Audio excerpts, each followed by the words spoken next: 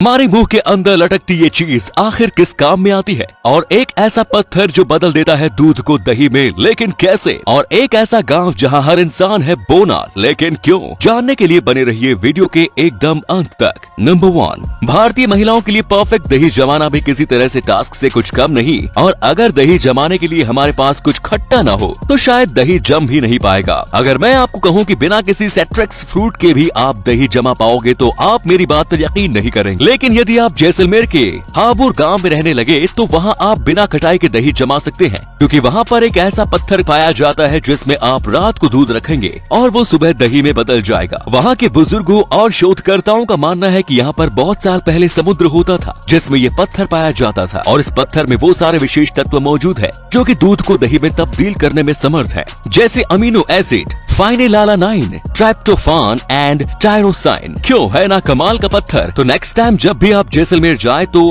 हाबुर गांव के उस पत्थर से बने बर्तन जरूर खरीद कर लाना, जिससे कि आपको भी दही जमाने के लिए मेहनत नहीं करनी पड़े। नंबर 2, दुनिया में रहस्यमयी चीजों की खोज करने निकलो तो अनेकों ऐसी चीजें सामने आती हैं जो सिर्फ हमने कहानियों में ही सुनी है। कुछ ऐसा ही है चाइना का ये गाँव भी।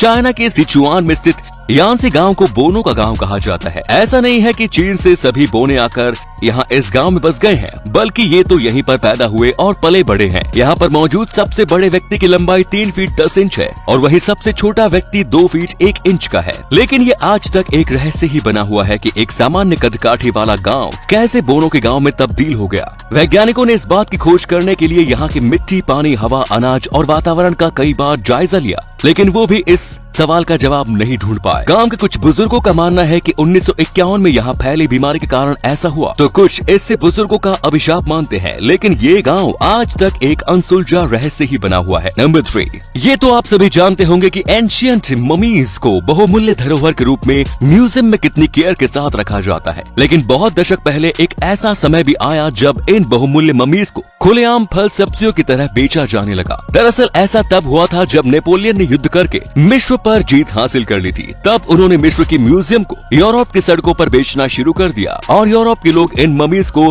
ग्राइंड करके दवाई के तौर पर इनका सेवन किया करते थे, जो कि काफी शर्मनाक काम था। किसी देश की धरोहर का ऐसा अपमान वाकई में गलत है। नंबर 4, हम अपनी बॉडी के अंदर मौजूद किसी भी ऑर्गन को न तो छू सकते हैं और न ही महसूस कर सकते हैं, सिवाय हमारे दिल के, जिसके ऊपर हाथ रखकर हम उसकी धड़कन को महसूस करते हैं। लेकिन आज मैं आपको बताने जा रहा हूँ एक ऐसी बच्ची के बारे में जिसके दिल को आप अपनी आंखों से देख भी सकते हैं। विरजाविया बोरू नाम की ये बच्ची पेंटालोगी ऑफ सेंट्रेल नाम की एक अजीबोगरीब परिस्थिति का सामना कर रही है, जिसकी वजह से उसके एब्डोमिनल मसल्स और रिब्स ठीक प्रकार से विकसित नहीं हो पाए। इस वजह से उसका दिल उसकी चेस्ट से बाहर की ओर उभरा हुआ है। फ्लोरिडा की रहने वाली ये बच्ची इसके बावजूद भी एक नॉर्मल लाइफ जी रही है, क्योंकि इस कंडीशन का उसकी हेल्थ पर कोई बुरा असर नहीं पड़ता। नंबर 5, दोस्तों, आप जब शॉपिंग करने के लिए मॉल्स में जाते हो तो आपने नोटिस किया होगा कि वहाँ पर काफी स्लो सा म्यूजिक बजता रहता है। लेकिन क्या आपको पता है कि मॉल्स में ये स्लो म्यूजिक बजाने के पीछे का कारण क्या है? तो होता कुछ ऐसा है कि स्लो म्यूजिक सुनने से हमारा माइंड काफी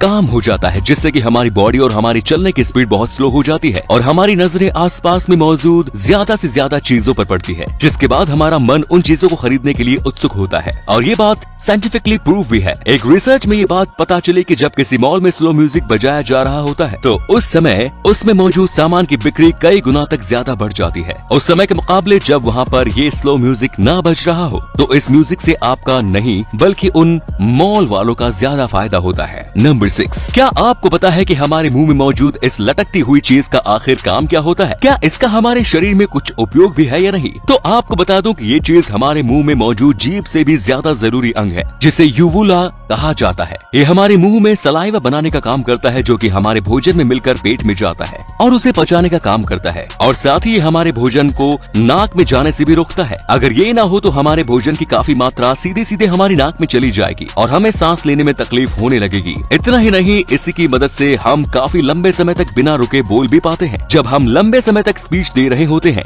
या फिर गाना गा रहे होते हैं तो ये यूवुला ही होता है जो लगातार हमारे मुंह के अंदर सलाइवा को बनाता रहता है और हमारे गले को सूखने नहीं देता, जिससे कि हमारा बोलना काफी स्मूथ हो जाता है। लेकिन इसका एक काम ऐसा भी है जो शायद आपके साथ रहने वालों को पसंद ना आए, और वो है खर्राटे लेना। जी हाँ, हमें खर्राटे भी इसी यूवुला की वजह से ही आते हैं। वैसे क्या आप भी खर्राटों की समस्या से परेशान हैं? तो मुझे कमेंट्स में जरूर बताएं। अगर अगर ये वीडियो अच्छी लगी तो इसे शेयर करना ना भूलें और ऐसे ही और भी अमेजिंग वीडियोस को लगातार देखते रहने के लिए यूनिवर्स एडवेंचर के साथ जुड़े रहिए। धन्यवाद।